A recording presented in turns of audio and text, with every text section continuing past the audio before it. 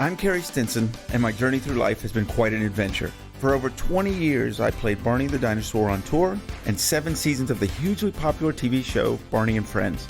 Now my journey is to bring together friends and guests from all over the entertainment world for inspiring and at times amusing behind-the-scenes conversation. I'm Carrie Stinson, and this is Purple Roads. Welcome to Purple Roads. So much fun this week. We have Daphne Maxwell Reid. You'll know her from Aunt Viv on Fresh Prince of Bel-Air, but so many other things. She's an author, a photographer. I can't wait to talk about that. And of course, an actress. Daphne, how are you? I'm very well. How are you today? I am good. Welcome to Purple Roads. Thank you. Thank you.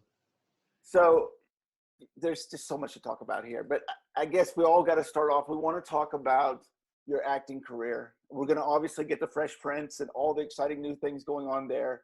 But as I like to do on this show, I want to hear how you got into acting. Oh, kind of happenstantially as it goes. I did some acting when I was in high school.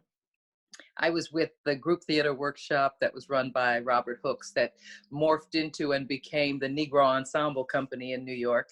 And I was just, doing it for a lark. It was something to do on a Saturday afternoon. And I really got into the freedom of expression that acting brought to my personal space. And at the time in the 60s, that's how old I am, there were not a lot of examples of a Black woman making a living as an actress, not a decent living. I guess you could, Sure. do sometimes, but it was very rare. There were not a lot of examples. So there was nothing that I aspired to. I went away to college and did a little bit more acting, but I got discovered as a model. And I was with Eileen Ford, who's one of the top modeling agencies in New York at the time, and got on her roster. So I was flying back and forth between Chicago at Northwestern University and New York and doing jobs while I was in school. And from that, I continued modeling. Had some notoriety modeling back then. First Black woman on the cover of Glamour magazine. And I was Northwestern University's first Black homecoming queen. And there are lots of things that happened as a first back then. And after I graduated, I was married, I had a son, and I was still working in Chicago as a model. So I was doing catalogs and commercials and things like that. And my agent said, we've got this guy coming in town who's going to shoot a series here. And it was Robert Conrad. And you got to be old as we are to know who Robert Conrad is, yes. Dear man. But he did a series called The Duke in Chicago and hired me to play a part. And at the audition for him, we hit it off like old buddies. And he used to call me Queenie because he knew of my Northwestern connection. And he put me in, he hand wrote me into the script because my agent first called me and said, no, you didn't get the part. You didn't get a part in the show. And then the scripts came for the beginning shooting. And she says, you've been handwritten in here. Wow. I said, oh, okay. So I credit him with kind of discovering me and putting me on television. That was my first television gig. And then after a couple of years, I moved out to LA, and he was out there also shooting a show called A Man Called Sloan. And when I got to LA, you look up everybody you know when you get to LA. Right. So I looked up all my Chicago buddies, and I called Bob Conrad and said, I'm in town. And he said, oh, good, come on down. I've got a show for you to be, I'm doing this show and I want you to play this character. I said, okay. And I was able from that to get an agent in LA right away. Wow. And start my acting career that I had never really intended on doing. And from there, the blessings continued to flow and more Chicago connections. I reconnected with somebody I used to model with named Tim Reid. Yes. And he We'll was talk doing a about show Tim. called WKRP in Cincinnati. Huge fan of that show. Huge fan of that show. And Yeah. you know, I don't know, and hopefully our audience will go back and watch that show and know what that was, because it was a big deal. It was a big deal back then. Yeah. And it was iconic character for him too. I got to play on 2 episodes, hanging out with one of the actors on the show. You know, you get to meet the directors and the writers and things. Right. And I guess we hit it off because they started hiring me. And so I continued my career blessed with the opportunities that were presented to me, and having good preparation for taking advantage of those opportunities. You know, it's really interesting, and it's something we talk about on this show. There are people that watch this show that want to get into the business, and I was in the business for 22 years, and I got used to the word no. And I just think it's so interesting that you found a way to just keep going. Was it better not to understand everything that was going on? Because it seemed like you went past the traditional route and you just went. Like there was just nothing that was going to stop you from being successful. Well, I was blessed. I mean, it was not on the efforts of my part. I was just having a ball. But I never took no personally. As a model, as commercial talent, no is just, that's somebody else's job. It has nothing to do with me personally. So Right. I never was bothered by a no. So all the yeses were the positives. And if I didn't get it, I had other things that I was doing. So it wasn't like, oh my God, I'll never work again. No, if I didn't work again, I'd find something else to do. Right. It's interesting because I think once you're in the business, you understand that no is usually because they were just looking for something different, or there's a million it has nothing reasons. to do with the actor. I always tell the young actors who can, I want to be in the business. Okay, now make sure that you have something you really enjoy doing with which you can make a living, because you have to wait to be chosen. And you have no control over that unless you are creating the projects and doing them yourself, which is more of an opportunity now than it was back then. So as an actor, have something else you love to do while you're preparing to be an actor and preparing to be chosen. You've done a lot, especially as your career has built, a lot of guest roles and a lot of coming on to different sitcoms and things of that nature. Is that difficult, coming onto a show where there's an established cast and you're coming in kind of as the newbie on that episode? On a single episode, no. It's just like it's all fresh and new to me. I don't really pay attention to the shows that gone before. I have this one character that I have to portray and the storyline in that particular episode. So it has really nothing to do with all the rest of the episodes. Right. And the people who I get to work with are comfortable in their roles. So it makes me comfortable in mine to just slip in, do my part, and get the check and go home. So we didn't start off with this, I should have, but you really are a Renaissance woman. And there are a lot of things you've done other than acting and modeling. An author, a photographer, which I want to talk a lot about because it seems like you're just a creative person that has these different outlets. I'm a photographer as well, and I was kind of looking for something a little bit different. Took a photography class and just fell in love with it. How did you find the love of photography? I have loved photography since I was a little girl. My father used to take pictures all the time. I have so many pictures of us growing up in the 40s and 50s and 60s. I have pictures that he took while he was in the army over in Italy. And wow. he was an avid photographer. And it was only an avocation for him because he was a soda jerk. He just, He just loved taking pictures.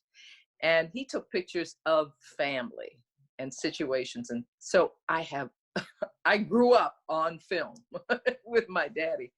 And we always had a camera. All the kids had a camera. I had a Brownie camera back in the 50s.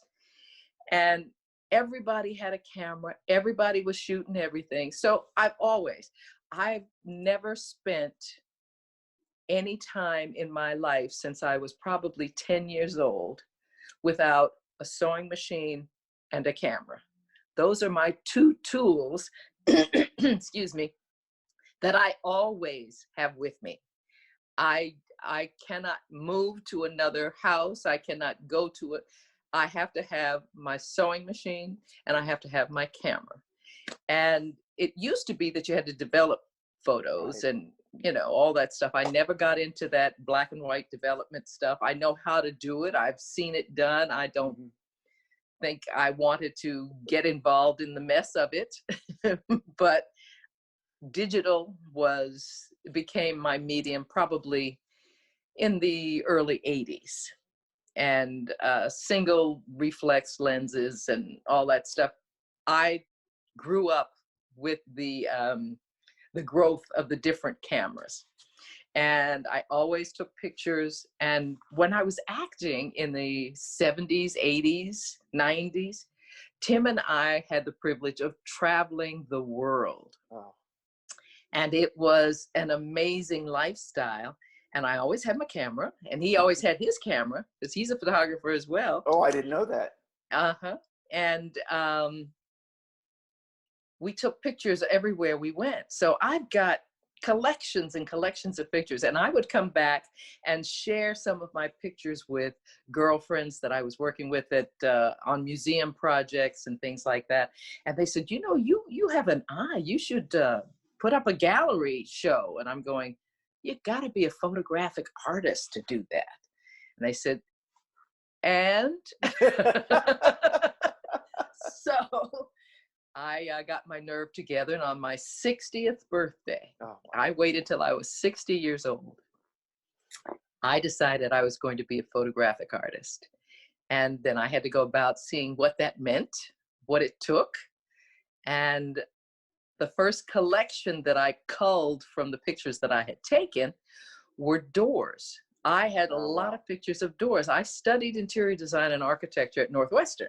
So that's what my degree is in. And I think I was drawn to architecture because of the details of architecture. So I always pay attention to the details as we travel. And I had lots and lots of pictures of doors. So I went through and I put up a gallery show at an art gallery that I was on the board of at the time. And they said, well, we don't have anybody for the July show. I said, can I put up mine? And they said, yeah. So I had them all matted and framed and hung on the wall. And then I held my breath to see the response. And they were selling off the wall. And I said, oh, okay. So I'll continue this. So I continued making prints and selling prints. And I would be invited to talk about my journeys and talk about show business and what is my latest project. And I would bring my pictures and kept doing that and kept telling the same stories over and over again. And I said, why don't I write this down? So I wrote it down and I tried to figure out how to publish it. Did I want to send this out? Did I want to make a coffee table book? I went through the whole process of learning the options of what to do with these photographs. But before that, all of a sudden it was 2008 and the economy crashed and nobody was buying my big pictures off the wall. So I started making note cards that I could sell at a lower price point. And I did that and sold them through gift shops and conventions and things where I was a participant. So that went well. And with the stories, I decided to write this book. So I formatted a book, and a friend of mine introduced me to her publisher. She had written a book, and she got me a meeting with her publisher. And I took my little made at home book, all nicely pasted together. And I said, this is what I'm thinking of. And he looked at it, he said, are you taking any information from outside sources? And I said, with qualifications, sure. And he says, I'd like to give you some notes. I said, okay. And I wrote down all the notes that he gave me. He encouraged me to reformat it in a certain way and to do this and do that. And he says, and we will not publish that book for you because this is a gift item and you need to figure out how to get it done for gift shops. People don't go to a bookstore looking for a book on doors. So I said, okay. I took all of his notes and I ended up with my first book, and it was a book of doors. And I formatted it so that it was kind of a journal of the different countries that are represented in the book. There's a whole lot of countries represented in the book. I got photographs from all these countries. And it sold out. I published it myself. I learned how to publish. I learned about ISBN numbers and QR codes and all sorts of things. So it was the journey that I was really excited about, becoming a photographer. I didn't take classes. I didn't study. I just used my eye. And I have been very computer literate since the early 80s when Apple started. And I've grown up with Apple products and Adobe products and was able to format my entire book on my computer and just hand it to a printer, which was another whole process that I learned to do. So it's been a great journey.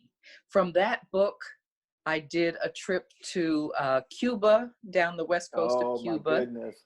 And all down the West Indian mountains and all over the west side of the Cuban island. And did another book called Cuba, Opening Closed Doors in 2015. And that book did well as well. And that was a journal kind of book as well. It told stories of the people that I was encountering and the culture and why the door represented something to me. I was fascinated with Cuba and the Cuban artists being able to make something gorgeous out of nothing. And well, it's just an amazing culture. And I really, really enjoyed that trip. So I have that book. I don't know why I'm losing my voice. Well, I don't, maybe a little early in the morning. Yeah.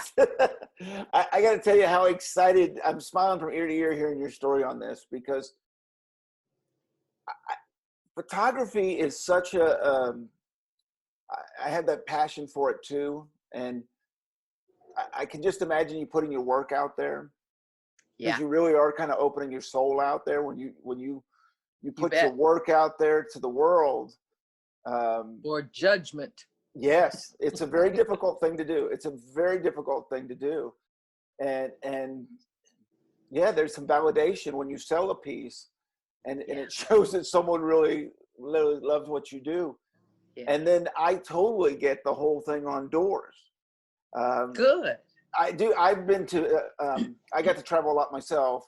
And every time I go to New Orleans, I love all the different doors you see and the different things there. And so I can totally understand that. And it takes a lot to be able to take those pictures and to pick the right ones. And the fact that you put a whole book together with it is just, I cannot wait to check it out. Oh, good, good, good. I have 2 other books as well. One on Belgium, 2 cities in Belgium that I visited, and another one on France that has two or 3 cities in it, on a trip that I took to France with another group looking at art. So I really enjoy the doors because they seem to me to be a metaphor for life. And that's why I try to encourage people to look at the details in their life, because that's where the richness of your life comes, in the details, not getting to the end point of the journey that you're on, but the whole trip to get there, and the richness of what you encounter if you as they say, stop and smell the roses, but stop and see the doors and see the details that show you more about somebody's culture, shows you what nature does to something, show you the craftsmanship of so many people of the world. It's just an amazing journey for me. Well, and how many people walk by those doors and never, they miss Never it. paying attention. No. How many people walk through their lives and not pay attention to all the little grand details that there are in their life that just will make them smile? Right. Where do the ideas come from? Where does it come? All of a sudden, you want to do one on Cuba, and now you want to do one on France. Is there some? Is it Opportunities? It was okay. Trips that I decided to take, or I was invited to take, to go on a group tour for specific purposes, and I took advantage of the opportunity, and then I wander off and shoot doors. I wander down alleys. I get up early in the morning and hope the sun is not shining too bright, because God lights all my pictures, and I only take one shot. So Oh, I love that. I get the door or I don't get the door. I am notorious for doing that myself. And I think photographers understand that, and other people have a hard time. I will wander off all over the place. You just see it and you get so deep within yourself. I walk down the street with a group of people that I'm walking with, and they'll be talking to me, and I'm so certain all of a sudden I'm not there because I've shot down an alley because I saw something down the alley and I want to get a picture of it. And that comes back, I said, so what were you saying? Well, and you'd understand this, and it's hard for people. My sister's an artist. She's a painter. And, you know, if she needs new work, she can just go paint. And it's not as simple for a photographer. You have to have a subject matter. And when you go down that alley, you don't actually know if it's going to be the image that's going to be the make the gallery or the book, or it's just something that, you know, always means something to you.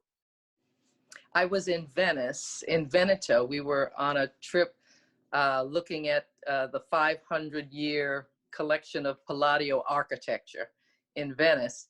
And we were going to all these little villas and looking at the details of the way he designed buildings.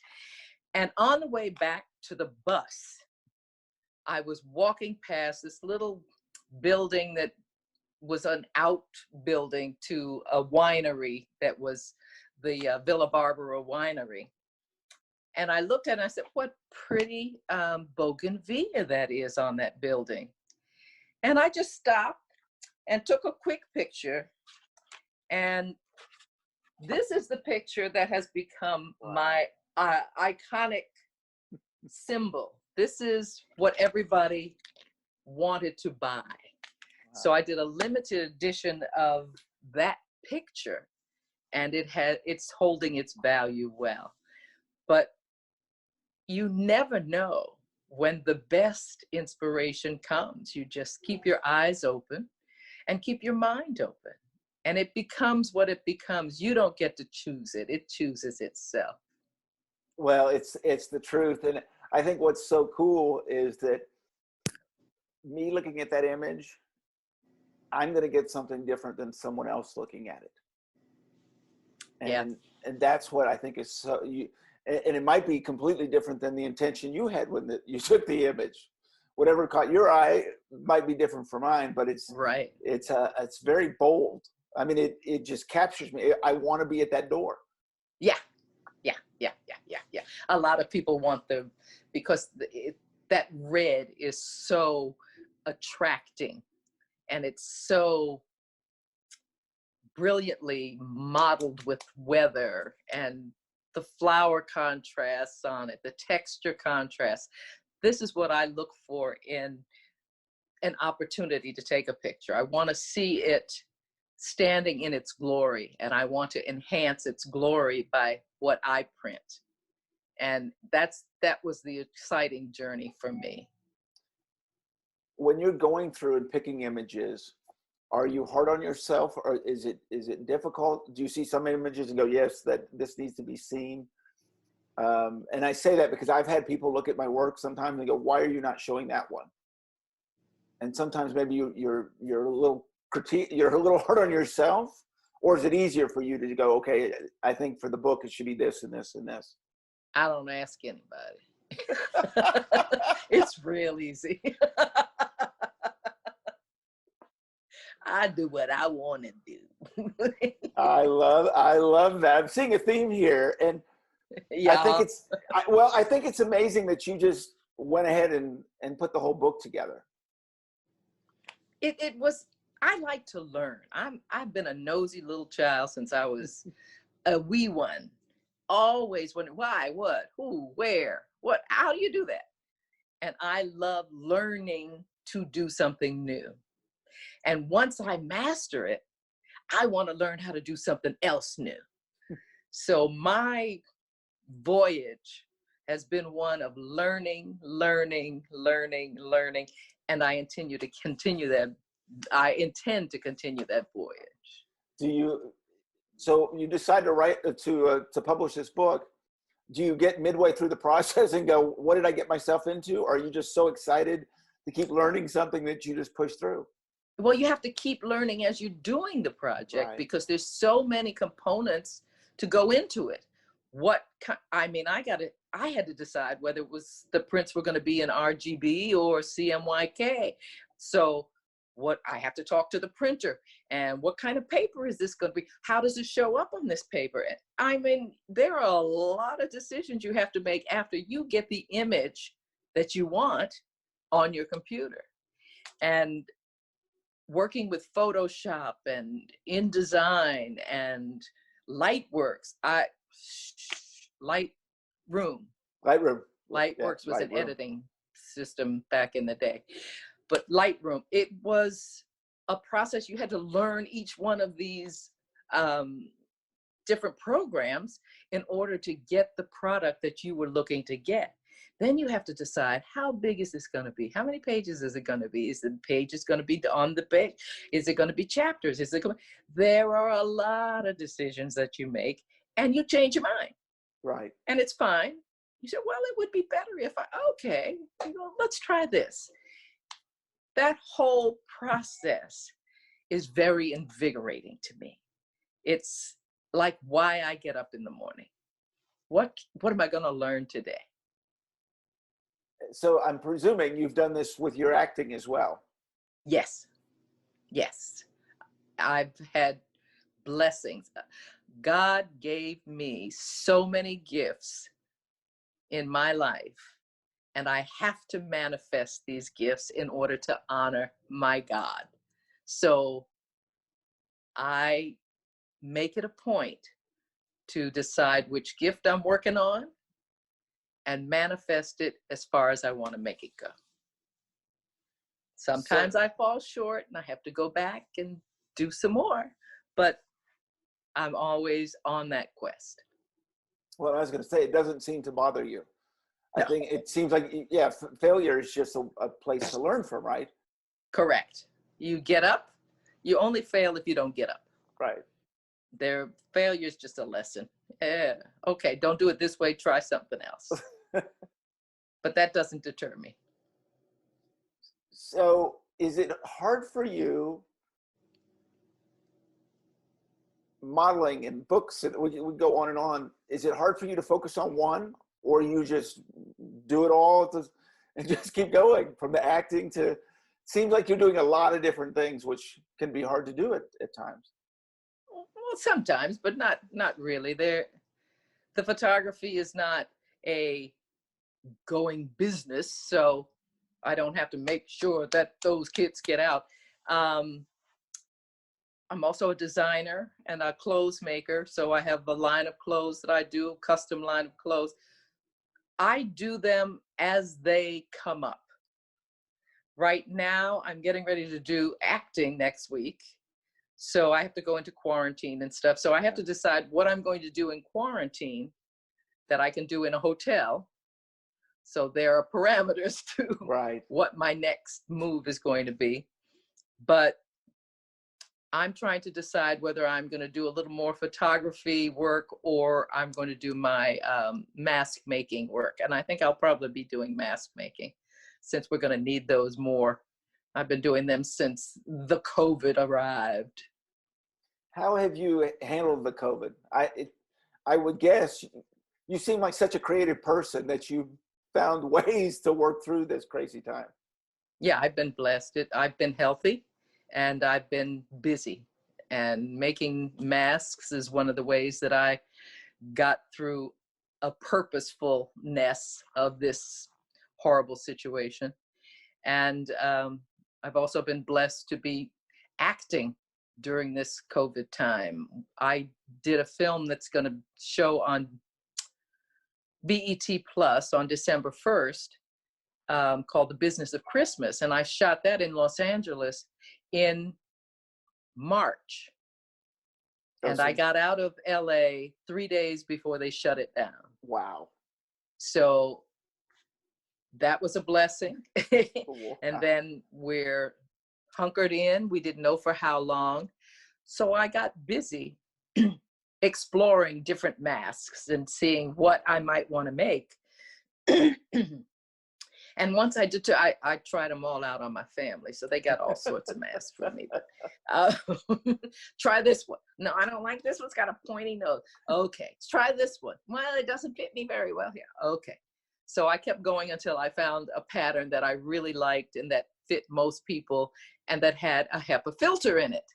I said, you can put this filter in here and you have a mask that is almost as protective as an M95. I said, okay, we'll do these masks. And I said, oh, I got all this fabric because I've been sewing since I was 9 years old. So I've got a collection of fabrics. Oh, this will make a pretty mask. This will make a pretty mask. And I just had a ball. It was a creative process that really got me juiced up. And I did that for most of the summer. And then we had the joy of running out to LA to do the Fresh Prince reunion show. And that was another great opportunity, but a lot of protocols with COVID. So It was a challenge, but we got through it and I came through it without catching COVID. But it seems like you're doing great. I'm doing fine. So obviously we'd love to talk about the Fresh Prince. When you came into that situation, you were replacing someone.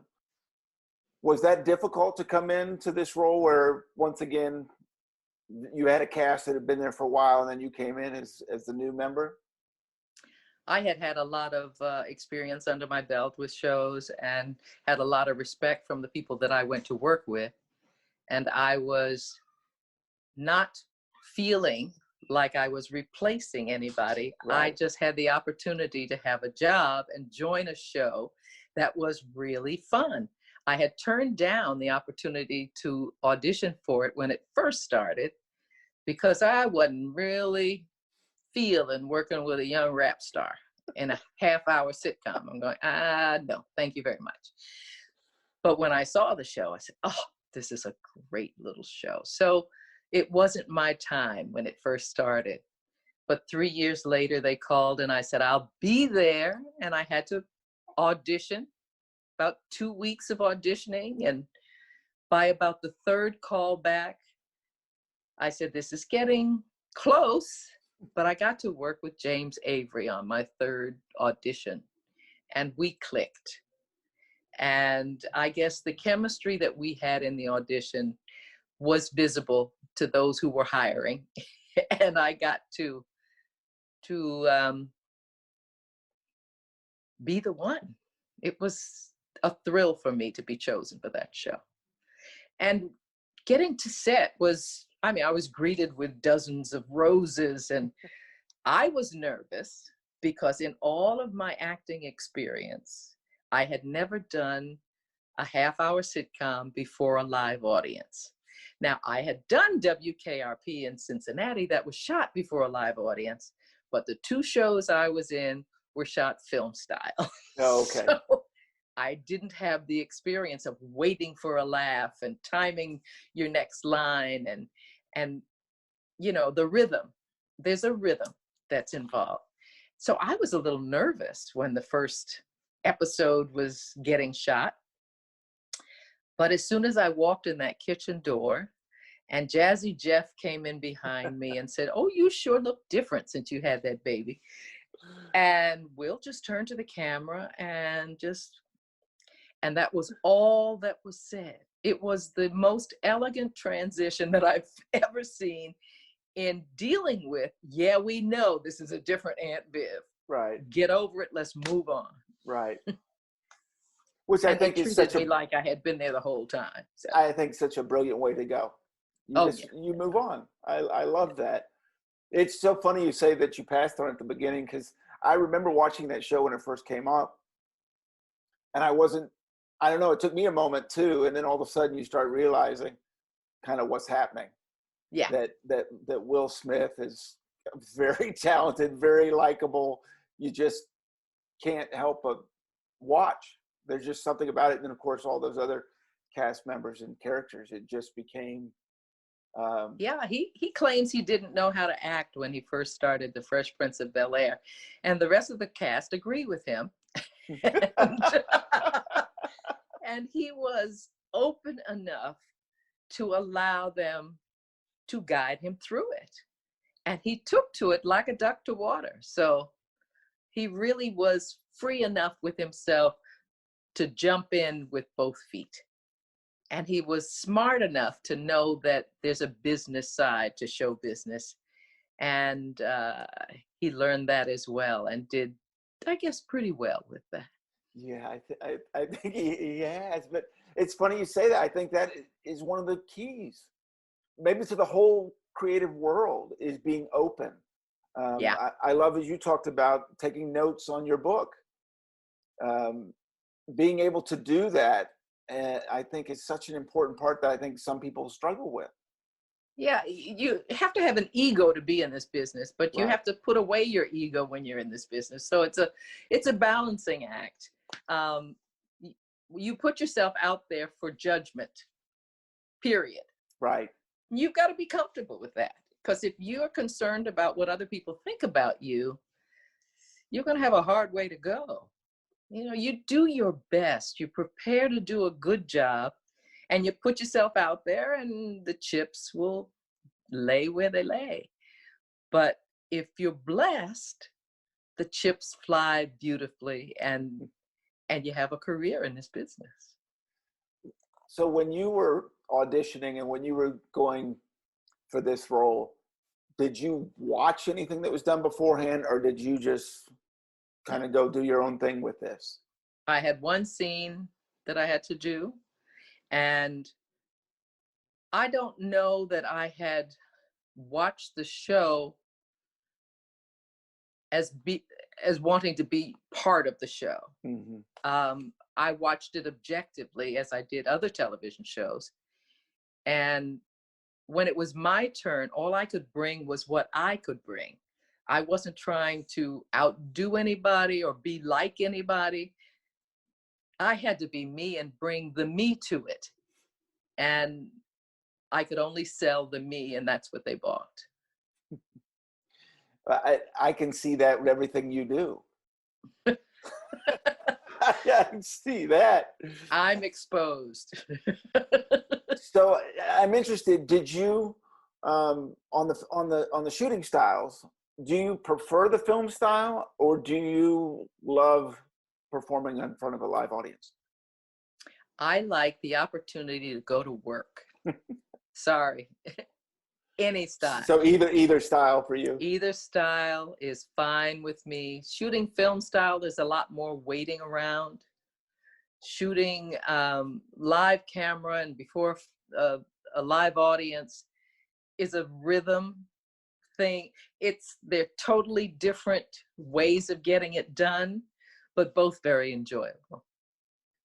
You have done so many different types of shows over the years for different audiences. I mean, you even did some after school specials early in your career. You've obviously done a lot of walking onto these.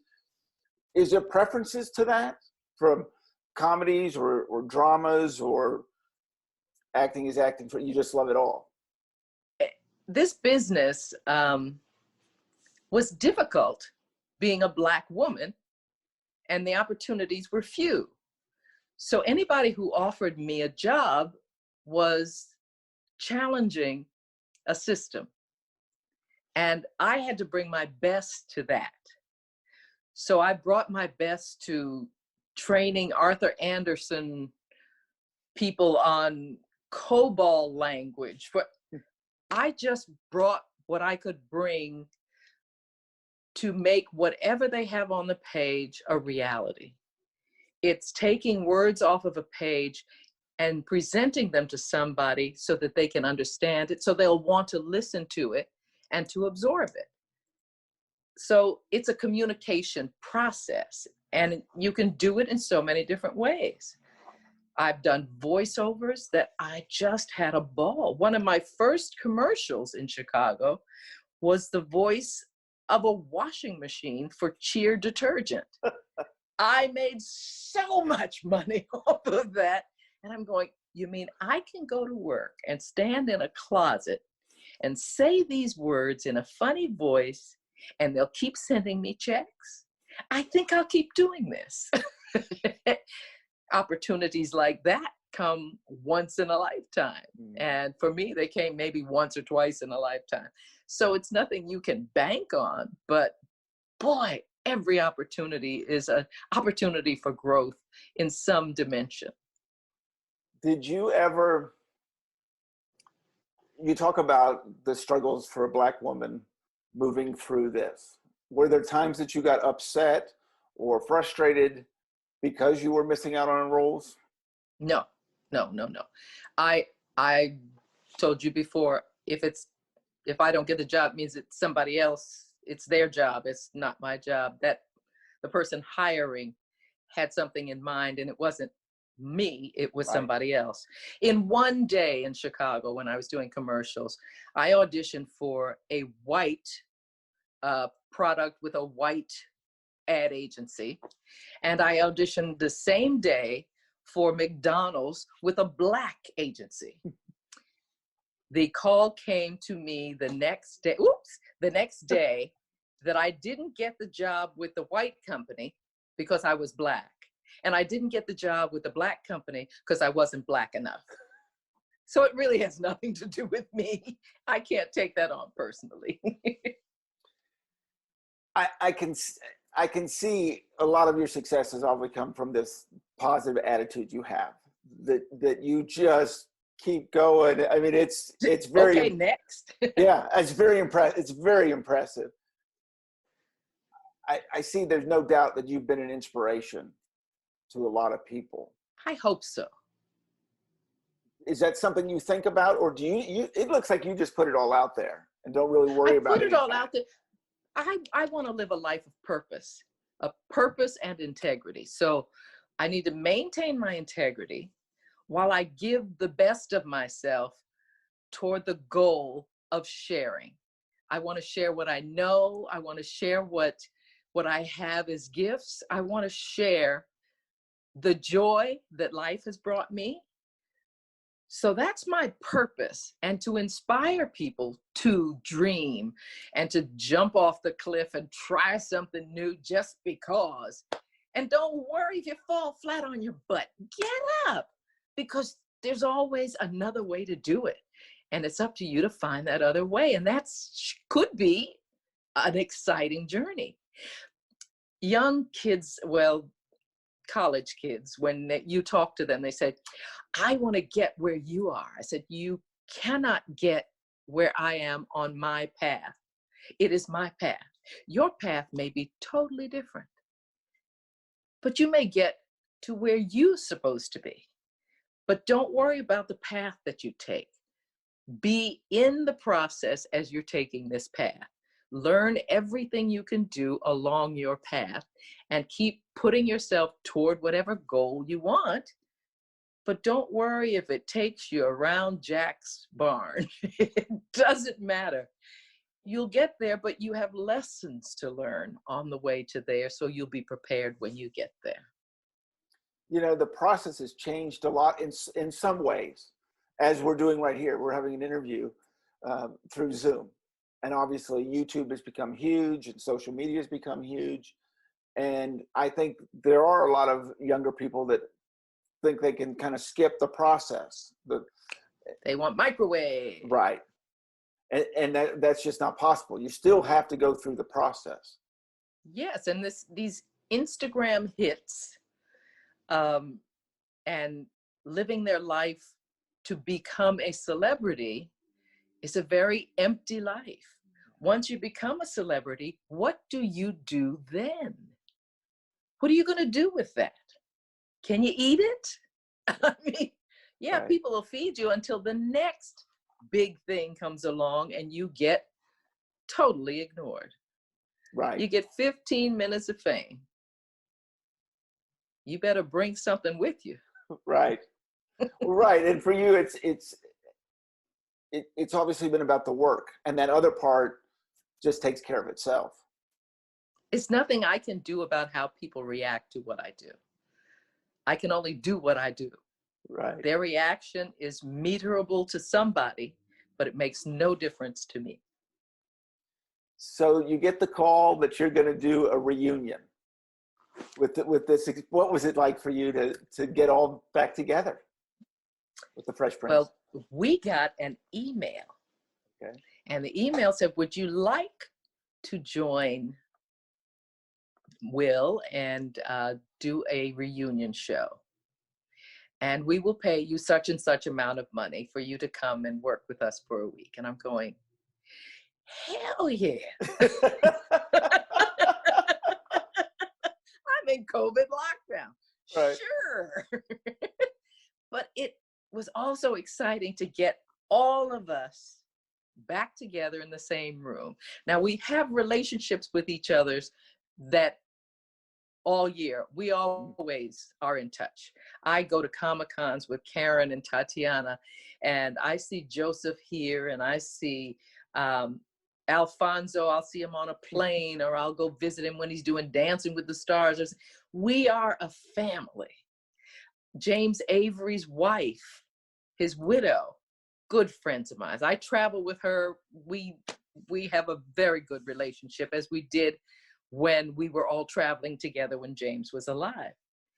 And it was just the greatest idea to all come together again. We had no idea what it was going to be like because they made it a complete secret even to us. They put us each in a separate hotel so that we wouldn't reunionize before we got on set. We went through all the protocols that you go through for COVID, the testing and the waiting and the waiting and the waiting. And then they pick you up, they take us to set, still keeping us separated. No, you can't go there because somebody, no, hold on. Now you can go in your room. It was exciting. It was titillatingly exciting. What's going to happen? What's this going to be like? And we all got on the set and saw that it was our living room from the Fresh Prince. It was amazing to see all of us standing there together. It was warm hugs and kisses, and it was just a wonderful, wonderful way to launch this reunion. So seeing the set, did it just bring back all kinds of memories? Yeah, and we were, oh, look, that's the painting that was up there. And that, oh, look at, that's the horse that was on that bookcase. Look at this, look at this, look at this. It was something, but it was the set from the original Fresh Prince, which was different from when I got there. The living room was a little bit different. We didn't have a foosball machine in the living room when I got there, but it was in this show, so. What is it like for you? So you're probably known for this role more than any other. Is that something that you embrace? Heck yeah. I'll be Aunt Viv to anybody who calls. Do you mind if I call you Aunt Viv? And no, I don't mind at all. And we're on our third generation of viewers. So it's cool to see grandpa, the son, and the grandchild all talking about the same show. Now that's an iconic show. Is that something that ever went in your head when you were auditioning? No. No, I had been on successful shows that didn't go anywhere. Frank's Place was a fabulous success. I remember It that. got a lot of press. We did a lot of touring. It was a fabulous show. Politics, it got canceled. Yeah. It was a shock, but okay, that's showbiz. On to the next. And I do the project, and that project lives when I do it. When I first see the project, okay, that's my viewing. It's done. I cannot change anything. I cannot do anything differently. So it is what it is. And with this medium, it will live as long as there's some way to project it. And you have to think about the work that you put out there, whether you don't mind your great-grandchildren looking at it and saying, oh, that's my Granny. You know, you got to think about that in the long run. That's part of the integrity part of it, though. And did you always do that from your early days? Oh, yeah.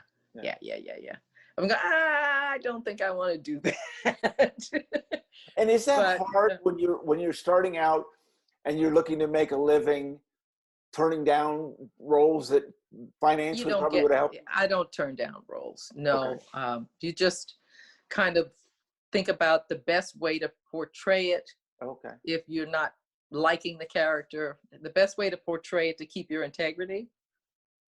I had a role as a hooker on Lynx for 2 years. I loved it. I absolutely loved it. I would never have played a hooker in my younger years. It just didn't sit right with me. Mm-hmm. But this one, oh, I had a ball. And how did that come about? Did you just add parts to it that made you comfortable doing it? Or yes? All my buddies were writing it, and they said, "Oh, I'm gonna write this piece for you." Okay, and they kept telling me, "You know, you just like this person." I said, "Yeah, I am. That's my alter ego." So I had a ball doing that. So where are you going from here? I can only imagine. You've got all kinds of things. So what are the plans next? Oh, I don't do that. I don't plan. Next will be what shows up. What opportunities come next, I'll see if I'm prepared for them and hopefully do a good job of it.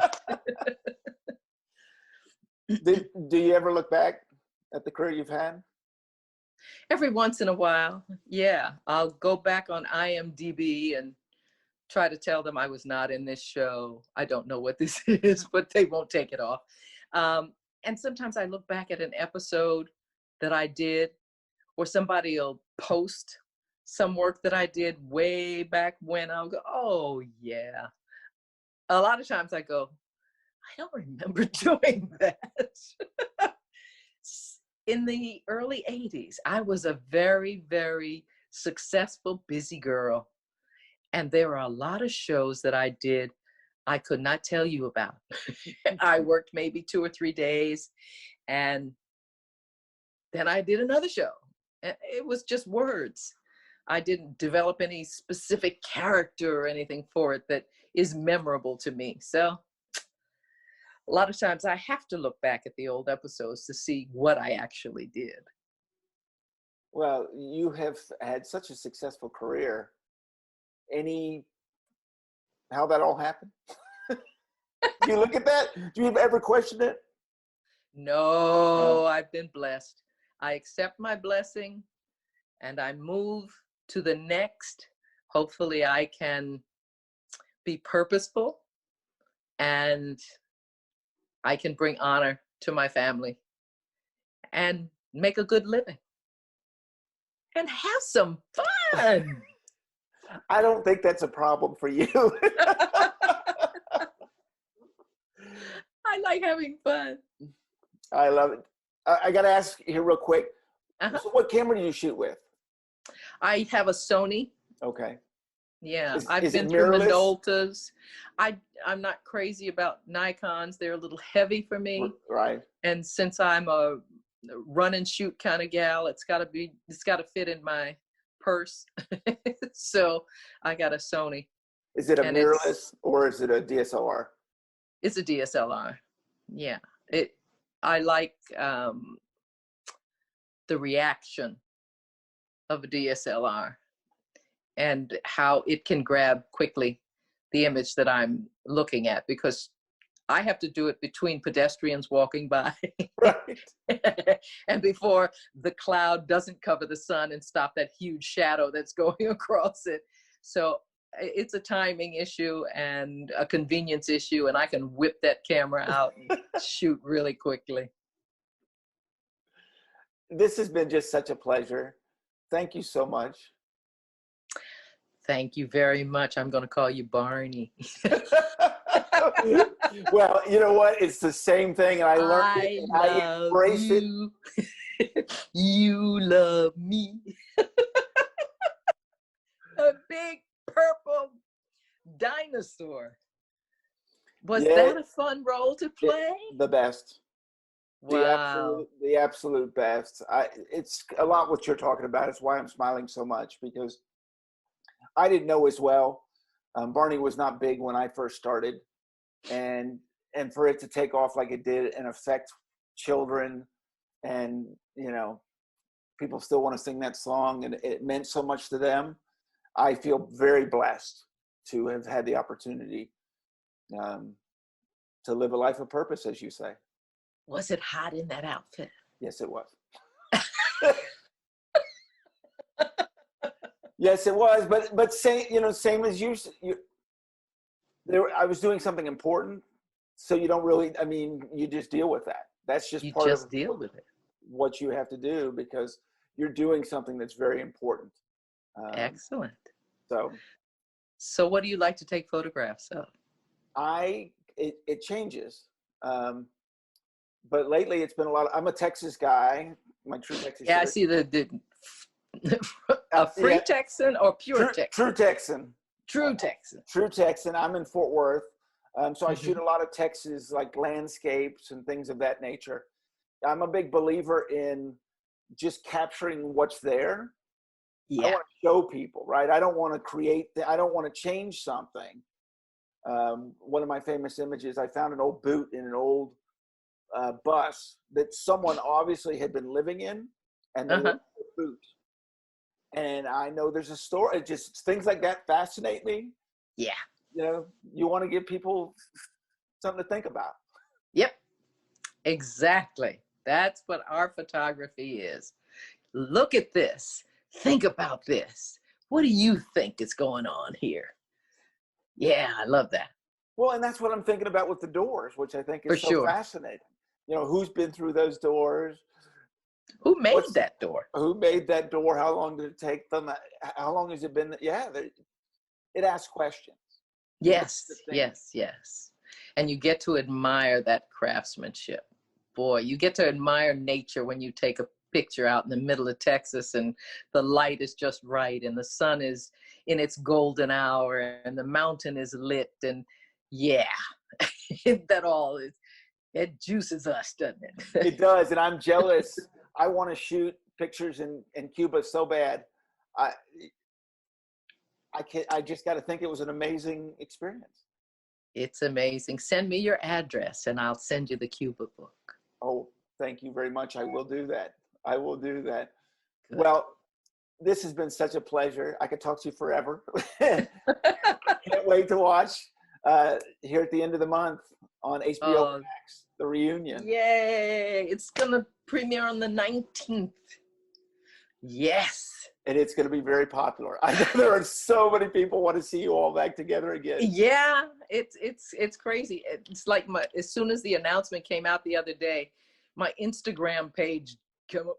Oh, look at that. Oh my God, it's changing as I'm looking at it. So it's been an exciting week. Congratulations with everything. Thank you. Thank you so much for spending time. Very nice to spend time with you. Well, thank you for watching Purple Roads, and remember to keep your eyes, ears, and your heart open. and you'll find your purple road. We'll see you next week.